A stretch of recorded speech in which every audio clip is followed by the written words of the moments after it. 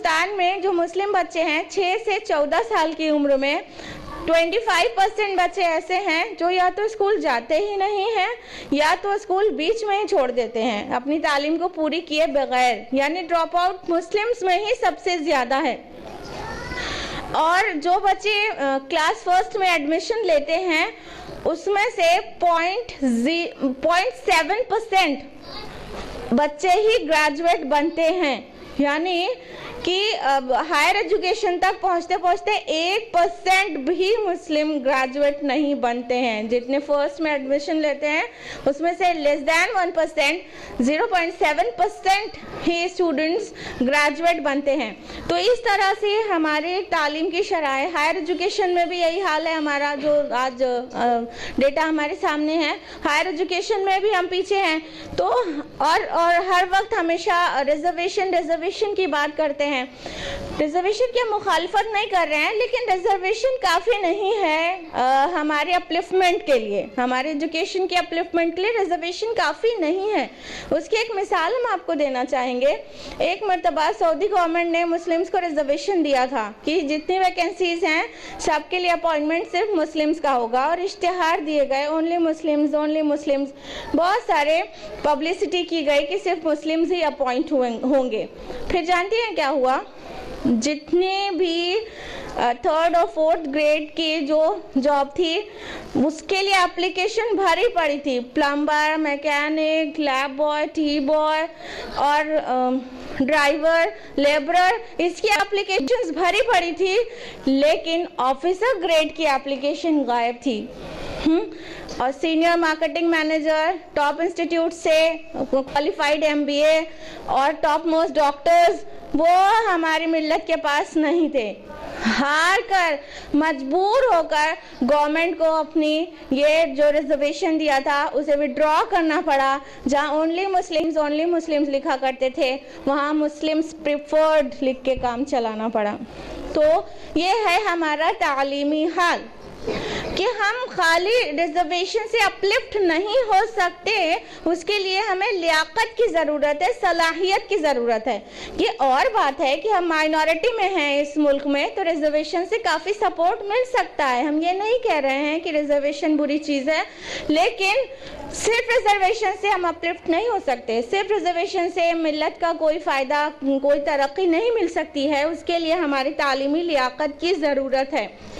اگر ملت کے افراد اکٹھا ہو کر یہ بات طے کر لیں کہ ہم بریانی اور نہاری تھوڑا کم کھائیں گے اور شادیوں میں بے پناہ خرچ کرتے ہیں جو وہ نہیں کریں گے، اور اتنا خرچ کرنے اور شادیوں میں شرکت کرنے کے بجائے تعلیم پر دھیان دیں گے تو 25 سالوں میں انشاءاللہ یہ تصویر دوسری ہوگی۔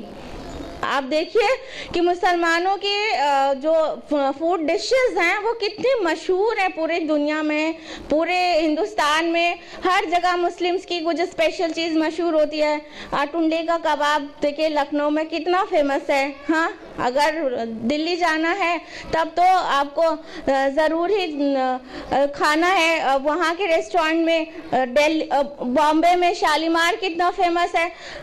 یہ سبھی شہروں میں آپ دیکھیے کہ کیا تعلیم کے لیے کوئی ادارے بھی اتنا فیمس ہیں جو مسلمز کے ہوں پورے ورلڈ میں اور پورے انڈیا میں فیمس ہوں؟ نہیں، ہم کھانے کے لیے تو بہت مشہور ہیں۔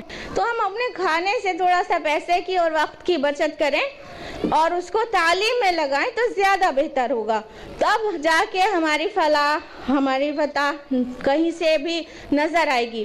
تو ہم جو بھی قوم اپنی کمزوریوں پر نگاہ رکھتی ہے اور مسلسل اسے دور کرنے کی کوشش میں لگی رہتی ہے وہ کامیاب ہوتی ہے، اور جو بھی قوم اپنی جو اسٹرانگ پوائنٹس ہیں، پوائنٹ آف اسٹرینتھس ہیں، ان کو غور کر کے ان کو اور بڑھاتی رہتی ہے، جیسے اپنی اخلاقیات ہو گیا، اپنے معاشرت ہو گیا، اپنی معاشیات ہو گیا، ان سب پہ دھیان دیتی ہے اور اس کو اپناتی اور بڑھاتی ہے تو اس کی ترقی ہوتی ہے، پھر دنیا میں اس کا کا مقابلہ کرنے والا کوئی نہیں ہوتا. تو اس طرح سے ہم نے اپنی اخلاقیات، اپنی معاشیات اور اپنی معاشرت کو بھلا دیا اور ہم اب صرف کھانے اور عیش کرنے میں لگ گئے. اس وجہ سے ہم تعلیمی پسماندگی سے دوچار ہو رہے ہیں. اگر یہ حالات چینج کرنا ہے تو ابھی یہ طے کرنا ہوگا کہ اس کا کیا سولوشن ہے، اس کے بارے میں ڈسکس کرنا ہوگا. میری طرف سے بھی آپ کے لیے ایک سجیشن ہے کہ ایسے تعلیمی ادارے ہونا چاہیے جو تعلیم دیں. آپ کہیں گے تعلیمی ادارے تو بہت ہیں، لیکن وہ اکثر تعلیمی ادارے مادہ پرستی میں مبتلا ہیں. تعلیمی ادارے ایسے نہیں ہونا چاہیے جو بچوں کو دولت کمانے کی مشین بنائیں، بلکہ تعلیمی ادارے ایسے ہونا چاہیے جو تعلیم دیں اور ناقص تعلیم نہیں دیں بلکہ مکمل تعلیم دیں. اتنی دیر سے علم اور تعلیم کے بارے میں آپ سن رہے ہیں، لیکن آپ کا ذہن اگر ان اسکولز کی طرف جا رہا تھا جو کہ ناقص تعلیم دیتے ہیں تو آپ دیکھیں ان کے پروڈکٹس کیا رہتے ہیں. اگر وہ ان کو انگلش آتی ہے تو وہ قرآن سے بالکل غافل ہوتے ہیں. ایسی ناقص تعلیم کی ضرورت نہیں ہے. ایسے تعلیمی ادارے ہونا چاہیے جو انٹرنیشنل لینگویج تو پڑھائیں لیکن اس کے ساتھ ساتھ قرآن اور سنت کی بھی تعلیم دیں. تو بہت زیادہ ضروری ہے کمبینیشن میں ایسے اسلامک اسکولز کا وجود جس میں نہ صرف سائنس، میتھمیٹکس، کمپیوٹر پڑھایا جائے بلکہ قرآن، سنت، حدیث اور تمام دین کی باتیں بھی سکھائی جائیں اور آداب اور اخلاقیات بھی سکھائی جائیں. جب تک ایسے تعلیمی ادارے وجود میں نہیں آئیں گے اور بہت سارے نہیں ہوں گے تعداد میں، تب تک یا تو تعلیم ہم نہیں حاصل کرتے رہیں گی ہماری نسل، یا تو پھر اسی طرح ناقص تعلیم حاصل کرے گی کہ دنیا تو سنور جائے گی، دولت تو کما لے گا لیکن آخرت اجاڑ لے گا. تو اگر ہم سیریس ہیں تو اس کے لیے کوئی اقدام کرنے کی ضرورت ہے. آفٹر آل علم حاصل کرنا اسلام میں فرض ہے. اللہ کے رسول صلی اللہ علیہ وسلم نے فرمایا، سنن ابن ماجہ جلد نمبر 1 باب نمبر 17 حدیث نمبر 224، طلب العلم فریضۃ علی کل مسلم. علم حاصل کرنا ہر مسلمان کے لیے فرض ہے.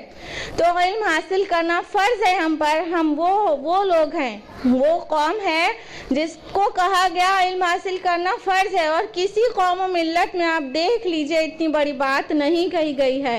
تو فرض کون سا علم حاصل کرنا؟ دولت کمانے والا علم نہیں. جو علم فرض ہے وہ ہے قرآن و سنت کا علم. تو ہمارے بچے کیا یہ قرآن و سنت کی روشنی میں علم حاصل کر رہے ہیں؟ اگر ہم کسی بھی اسکول میں پڑھائیں تو کوئی پرابلم نہیں ہے اگرچہ وہاں جو سکھایا جا رہا ہے وہ دین کی روشنی میں ہو. ہم کہتے ہیں سائنس پڑھیے، science is the work of God. اگر قرآن کو کہہ سکتے ہیں قرآن از دا ورڈ آف گاڈ تو science is the work of God. Science پڑھنا اچھی بات ہے، سائنس پڑھائیں. لیکن جیسے ہی خلاف دین کوئی بات آ جائے، مثال کے طور پر ڈارونس تھیوری آ جائے، تو بچے کو یہ بتایا جائے کہ نہیں یہاں پر ٹھہرو، پہلے تو سمجھو کہ یہ تھیوری ہے، کوئی فیکٹ نہیں ہے. دوسری بات یہ کہ یہ تھیوری جو ہے وہ بالکل رانگ پروف ہو چکی ہے، اور ہمارے مورث ہرگز بندر نہیں تھے جو کہ آپ کے شہر میں بہت زیادہ ہیں. ہمارے مورث، ہمارے انسسٹرز بندر نہیں تھے بلکہ ہمارے مورث آدم تھے. تو ہم سائنس پڑھائیں لیکن دین کی روشنی میں پڑھائیں. جہاں سائنس غلط بات کرتی ہے وہ چیز نہیں پڑھائیں. تو کوئی بھی سبجیکٹ کا علم ہو لیکن دین کی روشنی میں ہو، تب ہماری فلاح اور فتح ممکن ہو سکتی ہے. آفٹر آل اللہ کے رسول صلی اللہ علیہ وسلم نے اس دور کی ماڈرن ایجوکیشن پہ بھی غور کیا اور اہمیت دی. آج جو بھی ماڈرن ایرا کی ایجوکیشن ہے وہ اپنی جگہ پر ہے. اس دور میں بھی جس کو ماڈرن ایرا کہا جاتا ہوگا ان کے لیے اور ان کے لیے جو ماڈرن ایجوکیشن تھی، رسول اللہ صلی اللہ علیہ وسلم نے اس پہ بھی غور کیا تھا، اس کو بھی صحابہ کو سکھایا تھا. میڈیسن فیلڈ ہی دیکھ لیجئے، طب، اس میں حضرت عائشہ رضی اللہ عنہ کتنی ماہر تھیں، اور طب میں رسول اللہ صلی اللہ علیہ وسلم نے اتنی رہنمائی کی ہے میڈیسن فیلڈ میں کہ علامہ ابن قیم رحمۃ اللہ علیہ نے طب نبوی نام سے ایک بک مرتب کر ڈالی، طب نبوی. تو اس طرح آپ صلی اللہ علیہ وسلم کی اس قدر رہنمائی تھی طب یعنی میڈیسن فیلڈ میں.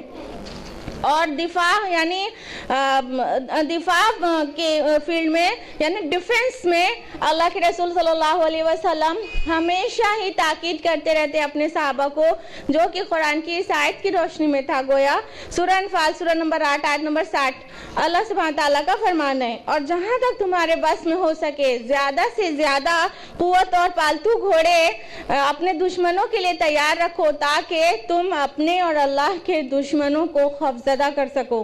تو ڈیفنس میں، دفاع میں بھی آپ صلی اللہ علیہ وسلم تعلیم دیتے اور تعلیم کو انکریج کرتے. رسول اللہ صلی اللہ علیہ وسلم نے کھیل کو اور جسمانی ورزش کو بھی ڈسکریج نہیں کیا. عام طور پہ مائیں سکھاتی ہیں اپنے بچوں کو، پڑھو گے لکھو گے تو بنو گے نواب، کھیلو گے کودو گے تو ہوگے خراب. دس از رانگ، یہ صحیح بات نہیں ہے. اسلام اس کو ایکسیپٹ نہیں کرتا کہ کھیلو گے کودو گے تو خراب ہی ہو جاؤ گے. ہاں ایک ٹائم ٹیبل ہونا چاہیے کہ پڑھنے کے ٹائم پڑھا جائے اور کھیلنے کے ٹائم کھیلا جائے. جسم کا ذہن سے بہت گہرا رشتہ ہے. جسم ہیلدی رہتا ہے تو دماغ اچھا ورک کرتا ہے. تو اس لیے جسمانی چیزیں بھی ہونا چاہیے، فزیکل ایجوکیشن بھی ہونا چاہیے. اور نبی صلی اللہ علیہ وسلم سے ثابت ہے، آپ بڑے بڑے طاقتور پہلوانوں کو پٹخ دیتے تھے اور آپ صلی اللہ علیہ وسلم نے اس کو پسند کیا ہے. بلکہ اللہ کے رسول کی حدیث ہے، صحیح مسلم جلد نمبر 6 کتاب القدر صفحہ نمبر 268. رسول اللہ صلی اللہ علیہ وسلم نے فرمایا المومن قوی خیر واحب الی اللہ من المومن الضعیف، کہ قوی مومن، طاقتور مومن بہتر ہے اور اللہ کی نظر میں اچھا ہے کمزور مومن سے. تو طاقتور بننے کے لیے تھوڑی جسمانی ورزش اور کھیل کا بھی ہونا ضروری ہے. تو اس لیے اس کو بھی ڈسکریج نہیں کیا گیا ہے، کھیل بھی ہونا چاہیے. بچوں کا کچھ نہ کچھ وقت کھیل میں بھی گزرنا چاہیے، لیکن آپ کے لیے ضرورت ہے ان کا ٹائم ٹیبل بنائے، شیڈیول وائز وہ کام کریں. ہم تعلیم کی بات کر رہے ہیں، لیکن یاد رکھیے گا کہ تعلیم بغیر تزکیے اور تربیت کے ناقص ہے، بلکہ کئی بار مضر ہے. اگر تعلیم کا مطلب اور مقصد انسان سازی ہے، ذہن سازی ہے، کردار سازی ہے، تو وہ صرف تعلیم سے کام نہیں چلے گا. وہ ناقص ہے تب تک، وہ ادھوری ہے تب تک جب تک اس کے ساتھ تربیت اور تزکیہ بھی نہ جڑ جائے. تو تزکیہ اور تربیت اشد ضروری ہے، نہایت ضروری ہے تعلیم کے ساتھ نئی نسل کو کامیاب بنانے کے لیے. کیونکہ بارہا اس بات کا مشاہدہ ہوا ہے، دیکھا گیا ہے کہ کئی تعلیم یافتہ لوگ بڑے بڑے جرم کر رہے ہیں. مثال کے طور پر آپ دیکھیے میڈیکل فیلڈ کتنی محترم ہے. ہاں میڈیکل فیلڈ جو ڈاکٹرز کتنے احترام کے لائق ہیں، سوسائٹی میں ان کو کافی عزت احترام کی نگاہ سے دیکھا جاتا ہے، وہ اعلیٰ تعلیم یافتہ ہوتے ہیں. لیکن کئی ڈاکٹرز ایسا بھی تو کر رہے ہیں کہ مریض کی کمزوری اور مجبوری کا فائدہ اٹھا کر ان کی جیب کاٹنا اور نقلی دواؤں کو لانا، مارکیٹ میں کمیشن لے کر نقلی دواؤں کو مارکیٹ میں عام کر دینا، فیٹیسائڈ کرنا، مطلب رحم مادر میں بچے کی جان لے لینا، اور کڈنی چوری ہو گئی تو ہیلدی اعضاء چوری ہو گئی. یہ سب تو آپ بار بار سنتی اور پڑھتی رہتی ہوں گی. تو کس قدر محترم جو پیشہ ہے میڈیکل کا، اس میں بھی اعلیٰ تعلیم کے بعد اتنے بڑے بڑے جرائم ہو رہے ہیں. اس سے صاف پتہ چلتا ہے کہ ہرگز تعلیم بغیر تربیت کے کافی نہیں ہے. آج کل سائبر کرائم بہت تیزی سے بڑھ رہا ہے. آپ لوگوں نے سائبر کرائم ٹرم سنا ہے کبھی؟ سائبر کرائم ان جرم کو کہتے ہیں جو کمپیوٹر یا انٹرنیٹ کے استعمال سے کیا جائے، اس کو سائبر کرائم کہتے ہیں. سائبر کرائم بہت تیزی سے بڑھ رہا ہے. NCRB یعنی نیشنل کرائم ریکارڈ بیورو کی رپورٹ ہے کہ سائبر کرائم 2012 سے 2013 میں 50% گرو کیا ہے انڈیا میں. 50% سائبر کرائم بڑھا ہے 2012 سے. صرف ایک سال میں 2013 میں صرف آپ کے یو پی میں 682 سائبر کرائمز ہوئے ہیں 2013 میں، اور یہ اتراکھنڈ میں 475% اس کی گروتھ ہوئی ہے 2012 سے 2013 میں، اور آسام میں 450% گروتھ ہوئی ہے 2012 سے 13 میں، جبکہ انڈمان نکوبار آئی لینڈ میں تو یہ حد ہو گئی 800% اس کی گروتھ، اس کا تو یہ حد ہو گئی 800% اس کی گروتھ، اس کا انکریمنٹ ہوا ہے 2012 سے 2013 میں۔ 2 کرائم ہوئے تھے 2012 میں اور 18 کرائم سائبر کرائم ہوئے 2013 میں۔ اس سے بھی صاف پتہ چل رہا ہے کہ انسان کتنا بھی تعلیم یافتہ کیوں نہ ہو، لیکن اگر اس کی تربیت اور تزکیہ نہیں کیا گیا ہے تو وہ تعلیم ہرگز اسے کامیاب انسان، اچھا انسان، معاشرے کے لیے مفید انسان بنانے کے لیے بالکل ناکافی ہے وہ تعلیم۔ تو تعلیم کے ساتھ تزکیے کا ہونا بہت ہی اہم ہے۔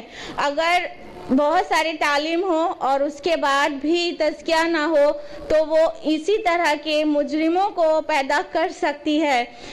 اگر اس کو شعر میں کہے تو کچھ یوں ہوگا: تعلیم اس کے جوہر ذاتی کو کھا گئی، آب حیات کے اسے موت آ گئی۔ تو اس طرح تعلیم حاصل کر کے بھی کوئی مجرم بن جاتا ہے اور اتنا بڑے بڑے جرم کرتے ہیں، پھر اور عام لوگوں سے بڑے جرم کرتے ہیں۔ تو تزکیہ بہت امپورٹنٹ ہے۔ اللہ تعالیٰ نے فرمایا سورہ شمس میں، سورہ نمبر 91 آیت نمبر 7-8 میں، قَدْ أَفْلَحَ مَن زَكَّاهَا وَقَدْ خَابَ مَن دَسَّاهَا۔ کامیاب ہو گیا وہ شخص جس نے اپنے نفس کا تزکیہ کیا، اور نامراد ہو گیا وہ جس نے اسے مٹی میں ملا دیا۔ اللہ کا فرمان ہے کہ جس نے اپنے نفس کا تزکیہ کیا وہ کامیاب ہو گیا۔ تو تزکیہ اور تربیت، تزکیہ کا معنی ہوتا ہے پیوریفیکیشن، صاف کرنا، پاک کرنا۔ تو دلوں کی صفائی ہوتے رہنا چاہیے ریگولر، اور یہ کام سب سے زیادہ ضروری ہے ایک ماں کے لیے۔ ماں کا رول بہت امپورٹنٹ ہے اس میں، کہ تربیت اور تزکیہ ماں ہی سب سے زیادہ کرتی ہے۔ ٹیچر کا بھی رول ہے لیکن ماں کا رول سب سے زیادہ ہے۔ آپ لوگوں کو سمجھ میں آتا ہے کہ ماں بننا بہت کٹھن کام ہے۔ ہاں، پریگننسی میں حمل کو اٹھائے رکھنا، ڈھونا، اور پھر لیبر پین کے ساتھ بچے کو پیدا کرنا، یہ بہت ٹف کام ہے۔ ارے ہم کہتے ہیں یہ آسان کام ہے، یہ آسان کام ہے، ماں بن جانا آسان ہے، لیکن اس کو نبھانا بہت مشکل ہے۔ ایسا مشکل بھی نہیں کہ ناممکن ہے، لیکن it is not so easy۔ جس طرح مائیں اس کو ایزیلی لے رہی ہیں کہ بچے کو چھوڑ کے دن بھر نکل گئیں گھومنے کے لیے، بچہ کیا کر رہا ہے ان سے پتہ بھی نہیں ہے۔ ہاں، تو یہ تھوڑا محنت والا کام ہے۔ یہ اپنے نفس پہ شاک ہے کہ ہر وقت ان کی مانیٹرنگ ہونا چاہیے۔ ہم ذمہ دار ہیں ان کے، اور سب سے زیادہ ہم سے، ماؤں سے پوچھا جائے گا۔